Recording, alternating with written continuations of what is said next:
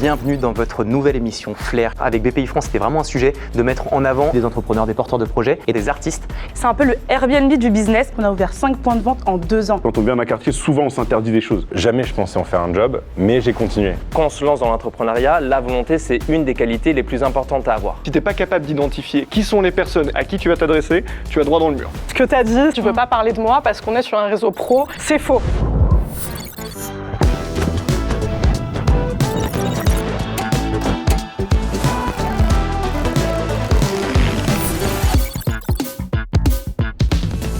Bonjour à tous, j'espère que vous allez bien. Bienvenue dans votre nouvelle émission Flair. Je suis extrêmement content de vous retrouver aujourd'hui avec des entrepreneurs, entrepreneuses incroyables. Je m'appelle Harold, je suis le CEO et fondateur de l'agence de communication Com. On fait plein de création de contenu pour plein d'entreprises.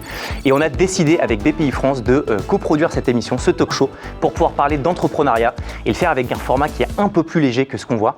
Et qui de mieux que des personnes comme les personnes autour de cette table pour parler d'entrepreneuriat. Est-ce que vous êtes chaud déjà aujourd'hui? Oui, très chaud. Très chaud. Totalement. Je sens, ça monte petit à petit. On fait un petit tour de table, si ça vous va? Avec plaisir. Je commence par introduire Gaspard. Hello Gaspard. Tu es le fondateur d'Intello, la première agence française de créateurs d'infos, de culture et d'éducation. Tu es aussi youtubeur, parce que tu as plus de 800 000 abonnés. Et tu as été élu 30 under 30 avec un accent horrible de Forbes, c'est ça récemment? Absolument, très bel accent. C'est bon, c'est bien? Très bel accent, Harold. Bah écoute, je suis content de t'avoir avec nous. Je continue le tour de table avec Ahmad du magazine, du média Bouscapé. Je suis hyper content que tu sois là aussi. Ahmad, tu es cofondateur et DG de Bouscapé, premier média français sur la culture urbaine. Et on a entendu beaucoup parler de toi et aussi d'un autre sujet sur lequel tu es coproducteur, c'est la cérémonie des flammes qui a eu lieu le 25 avril et qui a tout cassé. Ça s'est passé comme tu voulais? Très bien, franchement, au-delà des espérances. C'est vrai? Ouais, très content. C'est quoi en termes de nombre de vues Enfin, je sais pas, t'as des métriques? Sur l'année dernière, en fait, en termes de vues, on était à 2 millions en agrégé. Et là, sur la deuxième édition, on est à 5 millions. Donc c'est plutôt. Ah oui, donc tu as une progression. Ouais, bravo. Cool. Bah écoute, ouais, well done, franchement bravo. Je continue le tour de table à ma gauche avec Dorit Naon. Hello Dorit. Hello. Ça va? Je suis ravie d'être avec toi. Eh ben écoute, moi aussi, tu es ghostwriter ou ghostwriteuse, je sais pas si on le... On peut féminiser, on aime ghostwriteuse, ok. Pour dirigeants et formatrice LinkedIn, tu as plus de 70 000 abonnés. Et alors, tu m'as dit qu'on pouvait en parler. On peut en parler. Tu as une petite phase de dépression là, depuis un mois qui a fait que tu as totalement coupé des réseaux. Tu m'as dit que tu étais même parti 15 jours en mode voyage bateau solo bandito pour pouvoir te remettre un peu dans le game. Ça va un peu mieux, c'est ce que tu me disais, que tu voulais qu'on en parle aussi. Ça me tenait à cœur de donner cette actu parce que je voudrais dire que c'est OK d'aller mal et qu'il n'y a pas de honte et que c'est pas un échec à toutes les personnes qui peut-être le cachent à leurs proches ou quoi que ce soit. Bah écoute, merci beaucoup. Et je termine le tour de table avec Amadou Davitao. Salut Amadou. Salut. Alors, le listing est long. Amadou, tu es fondateur du média Banlieusard Nouveau, dont l'objectif c'est de promouvoir la réussite dans les quartiers. Et tu as une agence qui s'appelle BN Agency qui crée de la communication, du branding pour les entreprises, c'est ça? On est ensemble. Exactement, on est ensemble, exactement. Et tu m'as dit un truc de ouf, tu es en train de préparer un film, c'est ça? C'est ça exactement. Donc le mois dernier, on était à la Silicon Valley, donc on a accompagné des jeunes de la ville de Trappes qui sont dans le domaine de l'intelligence artificielle aujourd'hui. Donc ça allait pitcher leur projet devant des investisseurs, devant des personnes du monde de la tech. Ok, incroyable. Et ça, donc tu vas le faire, ça va être un film qui va être dédié à... C'est ça exactement, on va raconter leur périple un peu. Donc l'aventure, on les a suivis pendant une semaine, okay. Et même un peu avant aussi, okay. Pour raconter l'histoire. Bon, on donnera de la force, franchement, bravo. Bravo. Merci. Je suis trop content d'être avec vous. Vraiment, aujourd'hui, on va pouvoir passer au tout premier format qui s'appelle Pitch ta vie. Générique. Dans ce format Pitch ta vie, qui est le tout premier format, en gros, on va parler de déclic, du moment où vous avez eu le déclic d'entreprendre. Je pense qu'on a chacune un peu nos vies respectives, et il y a un moment où vous vous êtes dit, ok, je passe à l'acte et je commence à entreprendre. Je suis assez chaud. Qui veut prendre la mano pour pouvoir me partager un petit peu son expérience et nous parler de ce moment important? Alors écoute, moi c'est un vrai concours de circonstances et en fait j'ai fait un post pour trouver un CDI à la base fin 2021 et je me suis retrouvée avec plus de 2 millions de vues sur ce post, plus de 23 000 likes et plus de 200 propositions d'emploi. J'ai pris un CDI et assez vite, mon compte a été propulsé. Je suis arrivée en quelques mois à 40 000 abonnés et à ce moment-là, je me suis posée, je me suis dit, bon, j'ai peut-être l'opportunité d'être plus libre. On va pas se mentir aussi, de gagner mieux ma vie, donc du coup, de passer entrepreneur. Et j'ai analysé un petit peu les métiers qui fonctionnaient et c'est trouvé que 95% de mon audience, c'était des CEO et des fondateurs. Et qu'à ce moment-là, je constatais qu'il y avait une petite hype des ghostwriters. Donc je me suis annoncée, sans trop savoir finalement ce que ça allait donner, fonctionner comme ghostwriter pour dirigeants et pour DRH. Et donc ça veut dire que tu as eu, et je pense qu'on en parlera pendant l'émission, mais tu as eu un facteur non pas de chance, puisque le fait de faire ce post LinkedIn, c'est une dynamique de prendre la parole, d'essayer de tenter de parler sur les réseaux, mais ça a été ce moment qui a été un peu le déclic qui a fait que tu t'es dit ok, je me lance full-time dans l'entrepreneuriat. En fait, ça a été progressif. Il y a eu ce premier poste qui a cartonné et qui m'a propulsé, qui a fait que BFM m'a contacté. J'ai été chroniqueuse pour BFM, une maison d'édition qui a fait que j'ai écrit un livre sur LinkedIn. Et puis petit à petit, vraiment, je me suis dit, il y a l'opportunité d'être plus libre parce que mon audience ne faisait que croître. Et oui, je me suis dit, ouais, peut-être que ma vie peut vraiment changer à ce moment-là. Et ça a fonctionné. Donc non, je suis très contente du tournant que ça a pris. Trop cool. Et toi, Amadou, c'était quoi le moment où tu t'es dit vas-y, let's go? Bah, du coup, moi, on va dire que comme j'ai déjà pu le dire, je suis arrivé ici par hasard, un peu, on va dire. C'est-à-dire que j'avais pas une démarche entrepreneuriale au tout début de Banlieusards Nouveaux, et c'était même pas un média à la base. Si tu veux, moi, avant tout ça, j'ai un master 2 en tant que responsable en études et développement des systèmes d'information. Donc je suis dans la tech. Tu vois, je viens de la tech, je suis un geek. J'aime bien tout ce qui est dans le numérique. Et en fait, c'est un constat qui m'a amené en fait à toute cette suite. C'est-à-dire que donc un jour, je rentrais du travail, je passe par mon quartier parce que ma fille se faisait garder par la nounou qui habitait dans le quartier où j'ai grandi. Et donc pareil, je parlais avec des petits de mon quartier, je discutais avec eux ce jour-là. Et en discutant avec eux, en fait, je comprenais que effectivement la société, c'est même pas il y a pas mal d'inégalités, il y a des injustices. Et surtout quand tu as des origines où tu viens d'un milieu plus populaire. Ce que je comprends en fait ce jour-là, c'est que en plus de ces problématiques-là, il y en avait une qui était très sous-estimée, c'était le fait que quand on vient d'un quartier, souvent on s'interdit des choses. C'est-à-dire que je parlais avec eux ce jour-là, je leur demandais un peu ce qu'ils aspiraient à faire, etc. Et en fait, j'ai un profond sentiment d'injustice quand je voyais que, en fait, ils ne s'autorisaient même pas en fait, même ce qu'ils auraient aimé faire, en même fait. de rêver sur le fait de... Ils se disaient que non, c'était pas possible déjà, d'entrée de jeu. Et je comprenais qu'il y avait un souci de représentation. En fait, ils ont besoin de voir des gens comme eux faire des choses qu'eux ne pensent pas forcément possibles pour changer la perception qu'ils ont d'eux-mêmes. Et donc, je me dis que, ok, je vais créer un compte Instagram où je vais leur montrer ce type de parcours, en fait, tout simplement. Donc ça, c'est la première phase. Et en fait, très vite, ce que je comprends, c'est que les personnes que je reçois sur le média, en fait, pour certaines d'entre elles, il y a des opportunités, donc elles se font contacter pour d'autres choses. Et donc ça, c'est un des aspects que j'avais sous-estimé, mais en fait, ça peut être un tremplin aussi. Ouais. Et donc, je me dis, ok, si je réussis à créer une communauté autour du média qui a de bonnes valeurs, qui comprend l'importance aujourd'hui d'être soudé et de s'entraider, je sais pas, demain j'ai 100 000 abonnés, j'ai 500 000 abonnés, on peut faire, dès que je reçois quelqu'un, on peut changer clairement les choses pour la personne en fait. À ce moment-là, en plus justement, les références que je regardais beaucoup, il y avait Bouscapé notamment, forcément. Obligatoirement. La ref. Et c'est ça, donc en fait, je me renseigne un peu, je vois le marché, donc je comprends, ok, donc il faut des agences, mais il faut un positionnement, donc je crée un positionnement qui colle avec les valeurs du média. Ok. Et donc voilà, c'est comme ça que je deviens entrepreneur. Toi, Matt, c'est quoi par rapport, enfin, j'imagine que tout le monde a sa vie et ses enjeux, mais tu as aussi des similitudes ou pas avec Amadou? Ouais, sur mes deux compères, parce qu'au final, moi, c'est un concours de circonstances aussi. C'est qu'avec FIF, quand on a commencé à monter le média, c'est qu'on était fan de rap, fan d'images, fan de vidéos, et on commence à filmer plein de trucs autour de nous qui se passent soit avec les rappeurs de notre quartier, soit avec les rappeurs qu'on kiffe.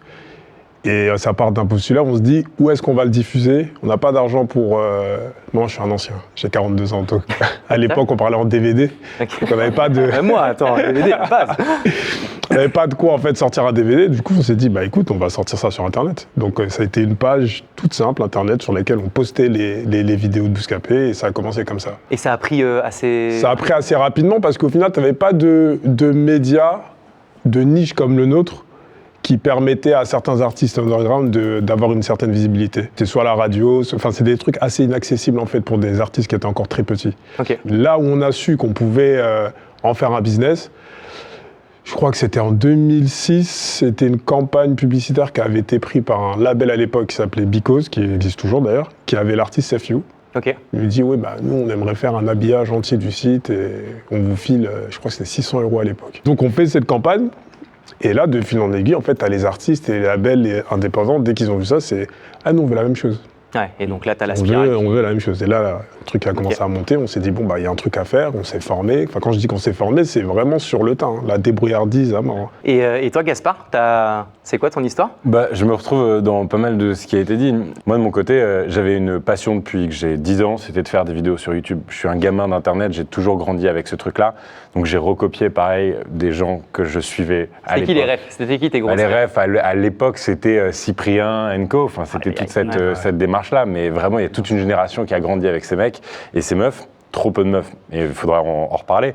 Mais sur cette logique-là, en fait, jamais je pensais en faire un job, mais j'ai continué, toujours à côté de mes cours, à côté de mes études, à côté de mon truc. À un moment donné, moi j'ai grandi aussi une grande partie de ma vie à Montréal. Je suis arrivé à Paris, j'avais jamais grandi à Paris et tout, évolué à Paris. J'arrive ici et je réalise que le marché est un peu différent. Je sens qu'il y a un pouls un peu différent. Je sens que je pourrais me lancer à temps plein, mais j'ai peur de ne pas réussir à gagner ma vie, donc du coup je deviens agent pour des copains, où je deal en fait des propositions commerciales qu'on me fait. Des fois j'ai de l'espace publicitaire pour pouvoir le faire, des fois en fait je réalise que si j'avais un copain avec plus d'audience qui le faisait, moi ma marge pourrait être plus importante. Et en fait c'est un concours de circonstances et je pense que c'est comme ça que j'ai créé Intello, c'est comme ça que je suis devenu aussi créateur de contenu à temps plein. Aujourd'hui j'ai 2 sociétés, une société qui s'occupe de toute la partie éditoriale de ma chaîne YouTube et une société où je représente des copains et copines créateurs et créatrices de contenu qui font de l'info, de l'éducation et de la culture. Et je pourrais faire ça de mon côté, ou alors je pourrais continuer de le faire en passion, ou alors je pourrais essayer de prendre le risque et de me dire ok, je peux mettre à échelle le bazar et essayer de voir comment ça prend. Et je pense que c'est le déclic qui se passe à peu près à ce moment-là pour quelqu'un qui est un passionné et qui décide à un moment donné de se dire ok, je peux en faire un job et je peux peut-être même créer de l'emploi autour de mon projet. Ok, écoutez, merci beaucoup. Bon, les amis, on va passer à la prochaine rubrique, par exemple, qui s'appelle La Bonne Dose, générique. Sur le format La Bonne Dose, on va recevoir une personne que j'adore qui s'appelle Nathan Amram. Il va nous parler en fait d'actualité, mais avec une vibe un peu particulière, vous allez voir, je pense que ça va vous plaire. Et avant de l'appeler, je vais vous dire qui est Nathan. Nathan, c'est le CEO de Moon AI, qui est une agence qui analyse tous les contenus vidéo, donc je pense que ça vous parlera, pour déterminer les variables qui génèrent de l'engagement, comprendre où est-ce qu'il y a de l'engagement ou non. Messieurs, dames, un tonnerre d'applaudissements pour Nathan Amram.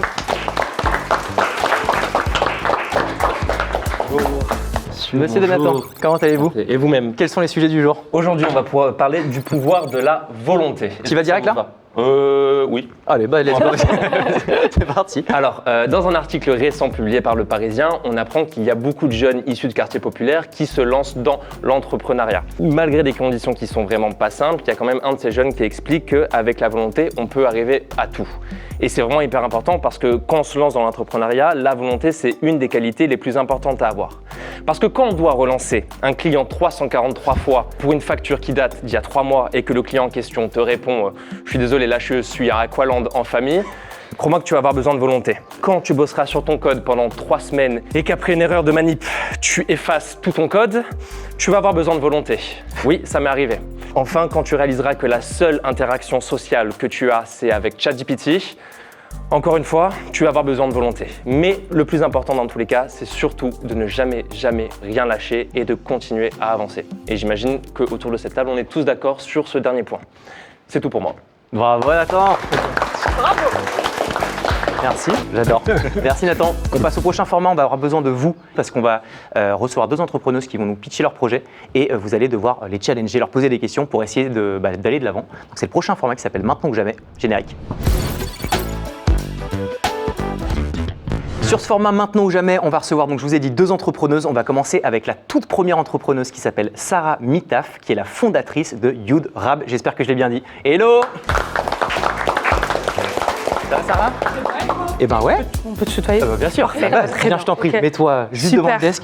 Tu as compris le format? Ouais. Il faut que tu pitches en mode elevator pitch ton projet face caméra là où tu as le petit bout de papier et ensuite tous les chroniqueurs et entrepreneurs vont te challenger, te poser des questions. C'est à toi, let's go. Allez, let's go.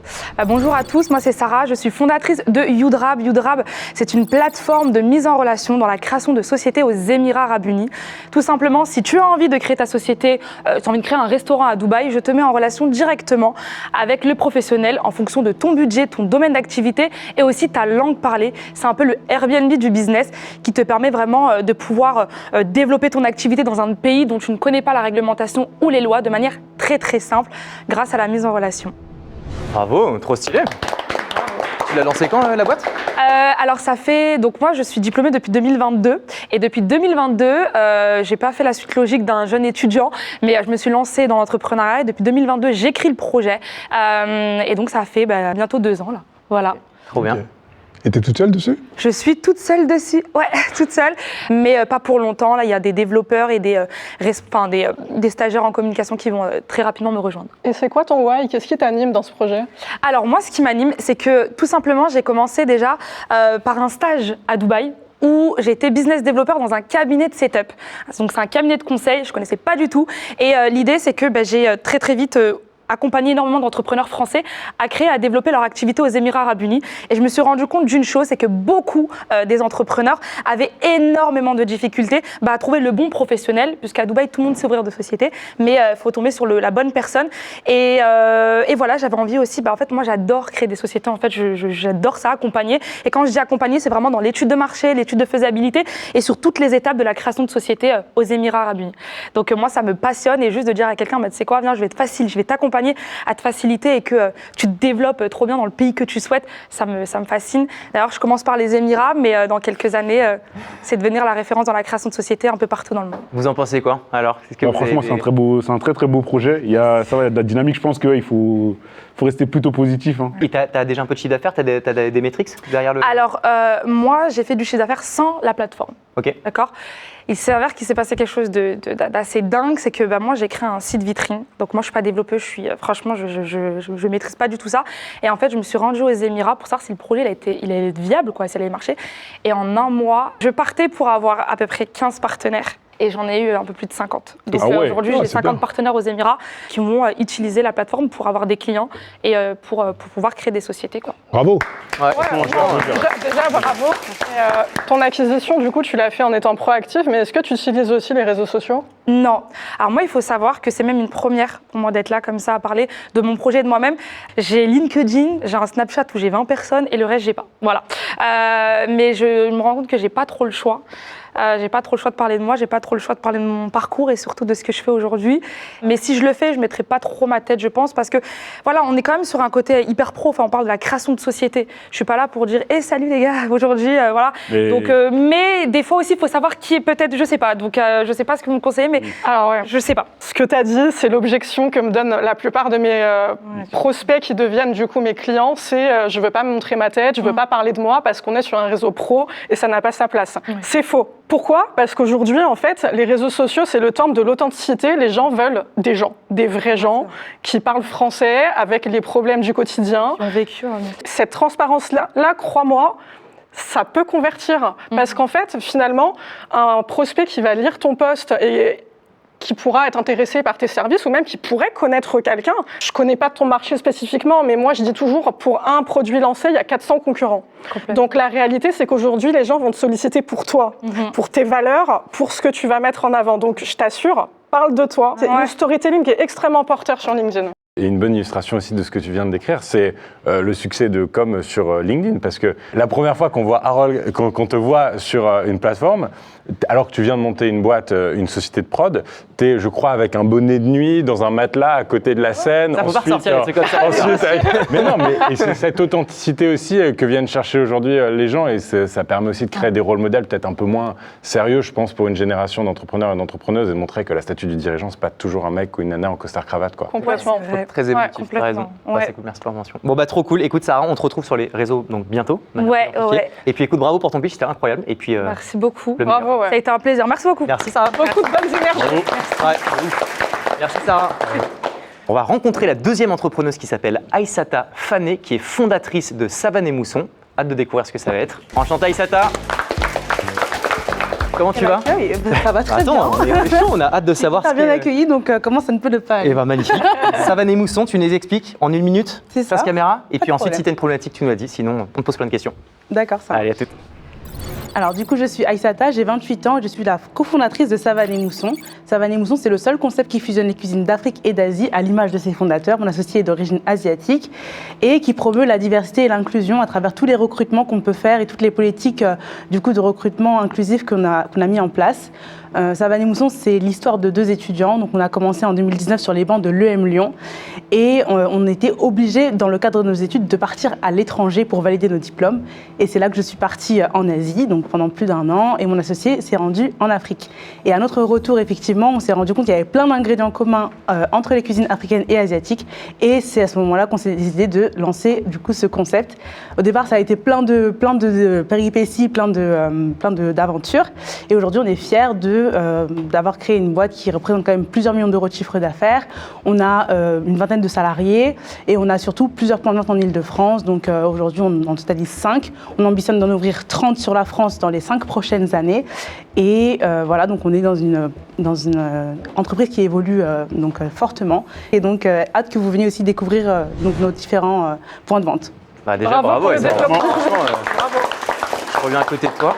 Incroyable. Est-ce que moi, j'ai 1000 questions. Est-ce que vous avez des questions à poser à Aïssata? Moi, j'ai pas exactement compris. Comment on fait pour goûter vos... Il y a plein de manières de goûter. Alors, on a 5 points de vente en Ile-de-France, 3 à Paris, 2 en banlieue, donc 1 dans le 94 et 1 dans le 95. Et sinon, on fait également traiteur événementiel sur des plateaux télé, pour des entreprises, pour des particuliers, etc. D'accord, Voilà. trop cool. Et vous avez des investisseurs? Pas encore, justement, c'est une problématique que j'aimerais aborder avec vous. Justement, on a tout construit ensemble, donc on a bootstrappé la boîte, on était 2, on faisait la vaisselle, les courses et tout ce qui s'ensuit, donc tout. Et aujourd'hui, on a réussi à donc déléguer, à mettre en place plein de process, à avoir des salariés, etc. Et on a été repéré du coup par un investisseur qui souhaite du coup entrer au capital. Et c'est une source de stress pour nous parce qu'on a toujours eu l'habitude de gouverner à 2 et de prendre nos marques à 2. Après, tout dépend comment vous voyez la chose. En fait, tout dépend de l'ambition du projet pour moi. C'est-à-dire que quelle est l'utilité d'avoir un associé aujourd'hui? C'est plus ça la question qu'il faut se poser. Si jamais aujourd'hui tu as besoin d'un associé pour passer un step, why not? Mais si jamais en vrai vous menez votre barque et tout se passe bien, pour moi, je vois pas l'utilité de faire rentrer quelqu'un. Parce que là, ton enjeu d'être d'ouvrir une trentaine de points, c'est quoi? C'est sous forme de franchise? Sous forme de franchise, exactement. Et l'investisseur en question a un énorme réseau pour pouvoir développer, etc. Effectivement, la question ne se serait pas posée si c'était qu'une question de cash, parce que le cash, on n'en a pas besoin aujourd'hui. On a besoin d'opportunités de développement et dans des bons emplacements pour pouvoir avoir un bon débit et pour pouvoir séduire d'autres franchisés pour pouvoir... tu subis pas l'associé. Après, il y a la forme, mais dans le fond, c'est une complémentarité qui est ouf, qui permet justement de pouvoir aller encore plus loin et plus vite, tu vois. Moi, l'impression que j'ai dans ce que tu racontes là, c'est que en termes de chiffres, vous avez tout explosé. Après, je pense que vous avez encore des steps à passer en termes de professionnalisation, en tout cas, et de setup. Il a bien cerné le truc. Effectivement, nous, on a l'impression d'avoir bien progressé, mais un peu trop vite, parce qu'en fait, la croissance a été hyper rapide. Au départ, on a commencé comme traiteur événementiel en 2019. Vous savez qu'en 2020, il y a eu la crise sanitaire du Covid. Et du coup, là, on faisait des événements donc pour 100, 150 personnes. Donc là, il fallait vraiment se creuser les méninges pour trouver un autre canal de distribution. Et là, on est passé en B2C sur la partie restaurant. C'est-à-dire qu'on a ouvert 5 points de vente en 2 ans. C'était énormément de travail, énormément d'enjeux, énormément de cash investi. Au final, ça marche, mais ça marche un peu trop bien, un peu trop vite. Et du coup, il y a plein de choses aujourd'hui qu'il faut qu'on structure et qu'on mette en place pour pouvoir aller encore plus loin et aller encore plus de l'avant. Tu as parlé de process diversité-inclusion dans le recrutement. Exactement. Est-ce que, très rapidement, tu peux nous expliquer le process diversité-inclusion? Parce que c'est un sujet très important. Oui, non, c'est clair. On en a besoin dans les entreprises. C'est très important, effectivement, et je pense que merci de m'avoir relancé dessus. Alors moi, du coup, je suis issue de la diversité. Voilà. J'ai grandi dans les quartiers, j'ai grandi en banlieue parisienne, à Deuil-la-Barre. Mon associé vient de Blanc-Ménil. Donc voilà, tous les deux, on est issus des quartiers. Et aujourd'hui, on aspire à être des rôles modèles pour d'autres personnes, d'autres entrepreneurs. Et donc, dans cette optique-là, c'est notre ADN, c'est qui nous sommes. Et aujourd'hui, on a des partenariats avec des missions locales et des pôles emploi dans les villes dans lesquelles on s'implante. Si demain, j'ai envie d'ouvrir un restaurant, je ne sais pas moi, dans le 92, je vais aller voir le pôle emploi ou la mission locale qui est implantée là-bas. Et je vais nouer un partenariat avec cette structure-là, grâce à mon organisme de formation, parce qu'à côté, j'ai aussi un organisme de formation qui forme des personnes qui sont éloignées de l'emploi vers l'employabilité. Au final, la personne, elle suit une formation chez moi en tant que serveur ou cuisinier. Et si cette personne-là, finalement, elle valide les critères, elle est recrutée immédiatement chez nous. Si elle ne valide pas les critères, entre guillemets, c'est pas tant pis, elle repart quand même avec un diplôme qui lui permet de pouvoir aller postuler ailleurs plus facilement. Et ça montre en fait que cette personne a suivi une formation qui est reconnue. Du coup, notre organisme est Calliope, donc ça, on est trop contents. Et du coup, elle a vraiment une certification qui va lui permettre de renouer vers l'emploi. Félicitations, ouais, moi j'appuie franchement, les Aïssata, engagés. Bravo. On va en parler sur LinkedIn de ça. Ok. Bon, on fera les petites intros. Aïssata, mille merci. On Merci te retrouve à toi. sur LinkedIn et sur tous les réseaux. Et encore bravo pour ton projet. Avec plaisir. Merci. Aïssata, on peut applaudir Aïssata. Très très stylé, merci pour la pertinence de vos retours. On va passer au prochain format qui est le format coup de pouce. Je vous en parle dans quelques secondes. Générique.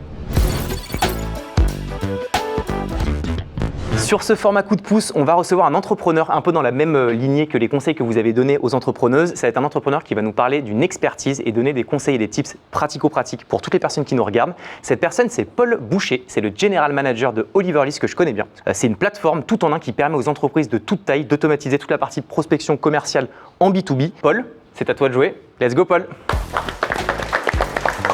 Comment vas-tu? Hello Harold. Ça va? Bien, ouais, content de te voir. Bah écoute, ouais, Salut. carrément très Salut. content de t'avoir aussi avec nous aujourd'hui, surtout qu'on va parler d'un sujet qui est vraiment majeur. C'est est-ce que en fait vraiment la prospection automatisée, est-ce que ça fonctionne encore ou est-ce que c'est dead?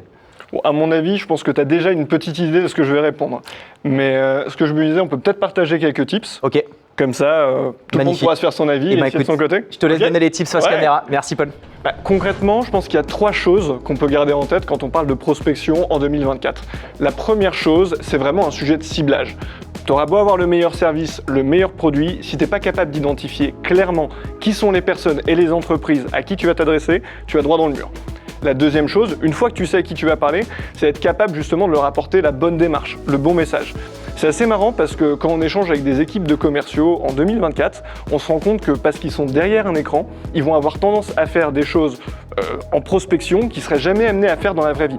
Je donne un exemple concret, si jamais demain tu veux rencontrer quelqu'un, par exemple sur ce plateau, tu vas aller lui parler de lui, tu vas lui poser des questions, être empathique, et tu vas jamais commencer à lui raconter ta vie ou lui parler de toi pendant 3 heures. Et ça, c'est un petit peu le problème parce qu'il y a beaucoup de personnes qui font de la prospection et qui pensent à parler d'elles avant de penser à leurs prospects. Et puis le troisième conseil, moi qui me paraît hyper important, et je pense que c'est plutôt dans le thème de l'émission d'aujourd'hui, c'est vraiment cette question de résilience. Lorsqu'on accompagne des clients, on en a beaucoup qui créent des campagnes de prospection de manière extrêmement ponctuelle.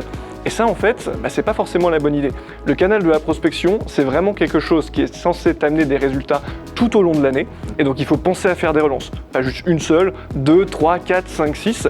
Tant que c'est bien fait, ça fonctionnera. Et donc, bon, pour répondre un petit peu à la question du début, la prospection, elle est loin d'être morte. C'est surtout une question de bon sens et de méthodologie. Bravo Paul, trop stylé. Paul d'Oliver List, vraiment très très belle plateforme. On va passer au dernier format qui est le format le plus important, qui va être le format du débat du jour. C'est le format Fair Play générique. On arrive sur le dernier format du coup de cette émission qui s'appelle donc Fair Play, qui est le débat du jour. Je vous rappelle qu'on est sur un épisode qui traite des quartiers 2030, donc c'est comment faire des quartiers des territoires d'opportunité. Je vous rappelle et je me rappelle quelle est cette initiative, parce que c'est une initiative gouvernementale qui vise en gros à soutenir l'entrepreneuriat dans les quartiers prioritaires autour de 3 grands axes. C'est à la fois détecter, informer, c'est accompagner et financer, et c'est accélérer et développer. Et donc la thématique et le débat que j'ai envie de vous poser, c'est de vous demander à quel point selon vous les barrières qui sont des barrières de l'accès au financement et au réseau, c'est l'un des principaux freins à entreprendre dans les quartiers. Moi, je pense qu'avant tout, les barrières, elles sont mentales dans les quartiers. Parce que ton discours, je l'ai bu de A à Z et je m'y retrouve à 3000%. Moi, je suis issue du quartier. J'ai grandi dans un HLM de 18 étages à Alfortville. Je peux te dire que moi, les jeunes, je les voyais dans les cages d'escalier et je pense que tu connais très très bien cette problématique-là. Ils sont résignés et tout ce que tu as dit, c'est tellement vrai. Ils pensent qu'ils n'ont pas d'avenir, que c'est pas pour eux, que tout ça, en fait, tous ces rêves, c'est réservé à une élite qui sort des 5 mêmes écoles de commerce et que eux ont le droit à ces rêves, mais eux non. Leur avenir, ça sera suivre finalement la continuité des parents, la précarité. Donc déjà, les barrières, elles sont mentales et on a besoin de rôle modèles, comme tu le disais très justement, qui vont venir déconstruire ça, prendre la parole, utiliser la visibilité, comme encore une fois, tu le disais très très bien, c'est un grand pouvoir. Donc on a un devoir quand on sort de la rue. Moi, j'ai été SDF, j'avais 18 ans, ma mère, elle m'a foutu dehors. Tu as le devoir, vraiment, j'insiste, le devoir de prendre la parole et de t'adresser à ces jeunes et de leur dire « Oh, wake up !» C'est possible, tu peux y arriver, crois en toi, parce que si tu crois pas en toi, personne ne croira en toi à ta place. Bah écoute, retour très poignant, t'en penses quoi Amadou? Non, je suis totalement d'accord. Hein. Franchement, elle a parlé pour nous deux, je crois. Non, mais j'ai adoré ce que tu as dit. Et toi, Gaspard, est-ce que dans les personnes que tu accompagnes en créateur de contenu, est-ce qu'il y a des personnes qui sont issues de quartier ou pas, à la limite, whatever, mais t'en penses quoi, toi? En tout cas, sur ce qui a été dit, moi je suis hyper sensible à ça et je pense que, tu vois, il y a cette notion de privilège qu'il faut aussi reconnaître quand tu viens d'un milieu plus favorisé et moi c'est un des trucs qui m'a le plus frappé quand je suis arrivé en France et qu'il y avait moins en vérité en Amérique du Nord où il y avait quand même une diversité beaucoup plus importante dans les gens qui entreprennent et les différents rôles modèles. Et la première fois que je suis rentré dans un Slack d'un fonds d'investissement, on était 1000 membres, il y avait peut-être 800 ou 850 mecs, et sur ces 850 mecs, des prénoms, Harold, Gaspard, Harold, je sais pas Baptiste. si c'est... Ah, mais on s'entend, ouais, non, bien sûr. Il y a quand même un ancrage, tu vois, assez marqué, où tu disais, mais c'est un truc de fou, en fait. Et toi, Ahmad, avec Bouscapé, j'imagine que forcément, il y a plein de similitudes. Comment tu perçois, toi, cette initiative de Quartier 2030 ? Est-ce que, selon toi, c'est une bonne initiative et à quel point, toi, ça te parle ?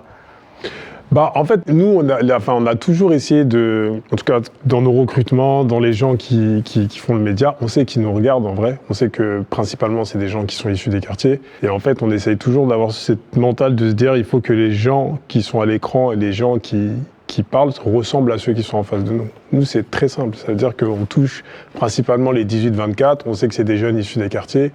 Et en vrai, pour nous, c'est le truc qui est le plus important. Et donc l'enjeu, il est à la fois la prise de conscience globale et comme tu l'avais dit Dorit, pareil, enfin, vous avez parlé vraiment du fait d'être rôle modèle et de partager toutes ces réussites sur les différents médias comme les vôtres. C'est vraiment ça là pour vous la clé qui va faire qu'à un moment on va passer un nouveau cap, un switch qui va faire que ça va aller dans le bon sens ? Je pense que ouais, ce serait la première clé. Moi, aujourd'hui, il y a aussi d'autres profils de personnes que j'ai eu l'opportunité de rencontrer grâce aux médias, sur des interviews.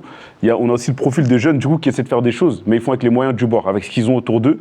Et donc, souvent, des fois, c'est compliqué pour eux. Je pense qu'il manque aussi ça, tu vois, ce truc de, OK, comment est-ce qu'on fait pour détecter ces profils, ces personnes, avoir un lien avec eux et les aider à monter, en fait. Ouais. Après, tu as de plus en plus, de toute façon, d'entrepreneurs qui sont issus des quartiers et qui aujourd'hui ont une quarantaine d'années comme moi et qui sont sensibles à toutes ces problématiques-là et qui, quelque part, tu vois, qui ont réussi et qui aujourd'hui qui redonnent et qui essayent aussi de conseiller ou d'aider en tout cas ceux qui sont en train d'entreprendre et qui viennent de ces quartiers. C'est à la fois des réseaux, mais de manière plus personnelle aussi, des gens qui, comme toi, ont réussi. Ça revient à ce qu'elle disait tout à l'heure quand elle expliquait on a le devoir de redonner aussi. Et je pense que cette mentale-là, on est plusieurs à l'avoir et en vrai, plus on va avancer dans le temps, plus elle va se développer et plus ça va aider. C'est là où tu peux mettre aussi une notion d'espoir, j'imagine, c'est de dire qu'il y a 25 ans, les médias mainstream et ceux qui étaient consommés par les masses médias, c'était vraiment la télévision, la radio. En gros, il fallait être parisien, connaître du monde, enfin, tu vois, et il y avait quand même extrêmement peu de diversité à la télévision et à la radio. Ce que permettent les réseaux sociaux quand même, et c'est là où c'est très chouette, c'est avec ton iPhone, en gros, tout le monde peut avoir une voix. Et si les gens se retrouvent dans toi, à travers ton histoire, ton authenticité, même tes codes, il y a un truc où c'est le peuple presque, c'est vraiment quelque chose, le peuple te donne ta légitimité pour pouvoir t'exprimer, te suivre désormais, etc. Donc il y a quand même un truc qui, j'espère, à travers les réseaux sociaux, permettra une meilleure représentativité. On le voit quand même de plus en plus. Après, ça va dans le bon sens. Il y a de plus en plus d'entrepreneurs et voilà, qui viennent de banlieue, pas que, et que je pense que c'est ce sur quoi il faut vraiment réussir à se rattacher. Vous êtes tous autour de cette table, des créateurs de contenu, des porteurs de parole qui permettent de promouvoir cette bonne dynamique. BPI France, comme aussi, on essaie de le faire. Honnêtement, nous, on a notre média aussi et ça nous permet de passer les bons messages. Non, écoutez, merci beaucoup d'avoir été avec nous aujourd'hui. J'espère que l'émission vous a plu. C'était canonissime. Franchement, c'était cool. Je pense qu'on aurait pu continuer pendant encore des heures et des heures. Et d'ailleurs, dans la même dynamique que Flair, qui est vraiment, vous avez vu, on a découvert des entrepreneurs donc plus ou moins avancés. On a aussi envie de le faire avec BPI France. C'était vraiment un sujet de mettre en avant, de la même manière que des entrepreneurs, des artistes. Et donc, du coup, on va finir sur une petite note musicale. En tout cas, mille merci d'avoir été avec nous aujourd'hui, vraiment. Et puis, nous, on se retrouve tout de suite. Ciao tout le monde.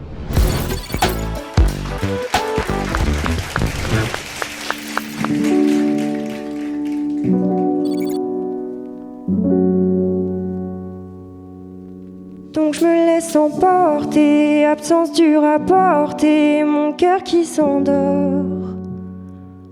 En t'attendant sur le port, j'ai lu tes mots sous la porte et j'ai pas pu les supporter. Donc je me laisse, tes mains sur mon corps me répètent qu'on s'aime encore. Tes mains sur mon corps me répètent qu'on s'aime encore. Wow, oh, wow, oh. Wow, oh, wow. Tes mains sur mon corps me répètent qu'on s'aime encore. Tes mains sur mon corps, tes mains sur mon wow, wow, tes mains sur mon wow, wow. Seul je redessine tes bras et je m'y plonge encore.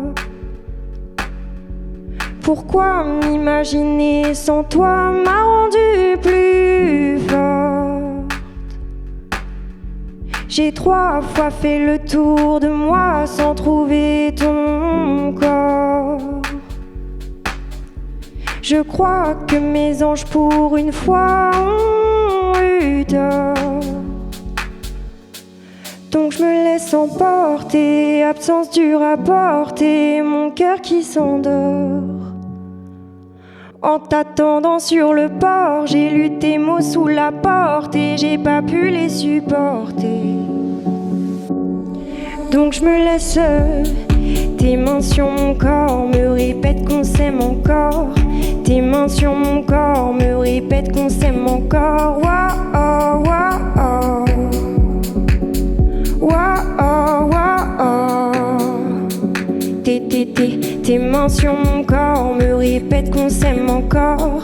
Tes mains sur mon corps, tes mains sur mon wow, wow. Tes mains sur mon wow, wow.